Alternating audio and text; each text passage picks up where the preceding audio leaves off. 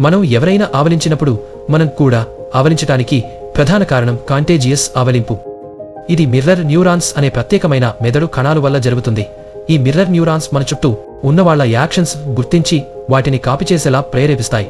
ఇంకా గమనించదగ్గ విషయం ఏమిటంటే కాంటేజియస్ ఆవలింపు ఎక్కువగా మనకు బాగా తెలిసిన వాళ్లతోనే ఎక్కువగా జరుగుతుంది. ఇది ఎంపతి మరియు సోషల్ బాండింగ్ ని సంకేతంగా పరిగణించబడుతుంది. అందుకే మనకు ఎవరో ఆవలింపు చేస్తే మనకు కూడా ఆవలించాలనిపిస్తుంది. మరిన్ని విషయాల కోసం సబ్స్క్రైబ్ చేయండి.